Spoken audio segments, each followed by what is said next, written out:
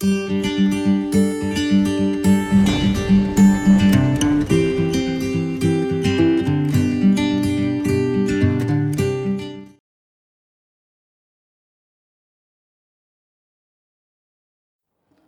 Friends, मैं doctor Kajal Mangukiya, practicing IVF specialist since more than 15 years at Orchid hospital and IVF center Surat. नमस्कार, आपका स्वागत है ऑर्किड पेशेंट्स अवेयरनेस सीरीज़ और हमारी जो डायबिटीज़ सीरीज़ चल रही है उसमें आज मैं बात करने वाली हूँ डायबिटीज़ विद आईवीएफ।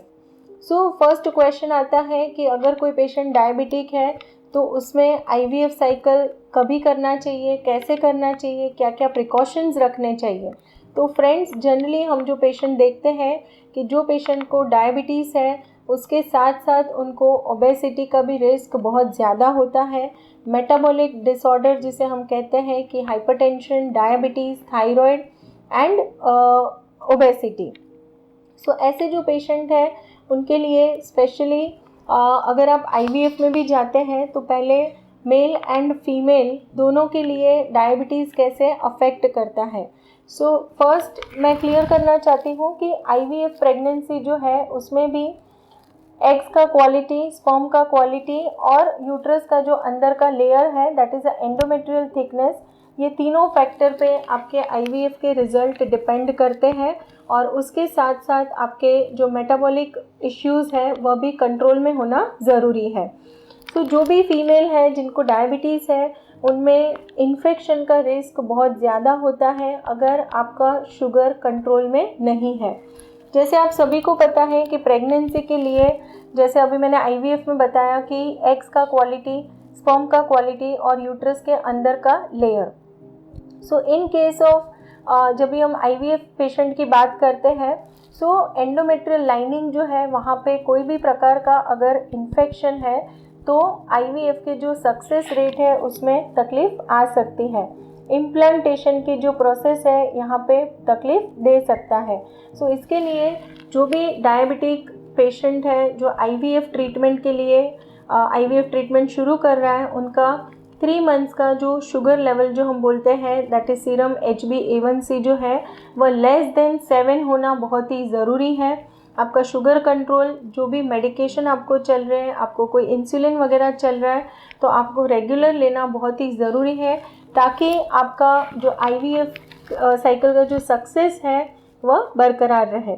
दूसरा कि जब भी मेल पेशेंट है जिनमें बिकॉज ऑफ डायबिटीज़, बिकॉज जो हाई ब्लड शुगर लेवल जो है उसकी वजह से काफ़ी बार अफेक्ट आती है स्पर्म्स पे, स्पर्म की मोटिलिटी पे, टॉक्सिन लेवल बहुत ज़्यादा होता है तो स्पर्म के मॉर्फोलॉजी पे भी इफ़ेक्ट आती है।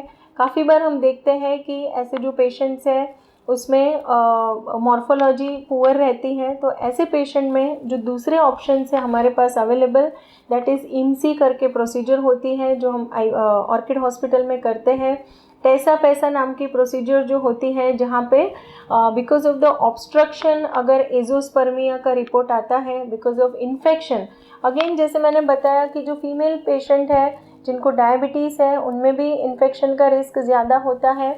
साइमल्टेनियसली मेल पेशेंट जो है जिनको लॉन्ग स्टैंडिंग डायबिटीज़ है तो या तो अनकंट्रोल्ड शुगर लेवल है तो उसमें भी इन्फेक्शन के रिस्क ज़्यादा होते हैं और काफ़ी बार पाया जाता है कि बिकॉज ऑफ इन्फेक्शन भी अगर समाइनल वेसिकल्स जो है या तो जो ट्यूब्यूल्स है वो ब्लॉक है तो ऐसे पेशेंट में हमें टैसा पैसा करके जो प्रोसीजर है if it is a obstructing azoospermia तो ऐसी प्रोसीजर से हम स्पर्म रिट्राइव कर सकते हैं और इस स्पर्म में से आईवीएफ की जो प्रोसीजर है बेसिकली ICSI प्रोसीजर वह हम कर सकते हैं और आपको सफलता मिलने के चांसेस बढ़ जाते हैं।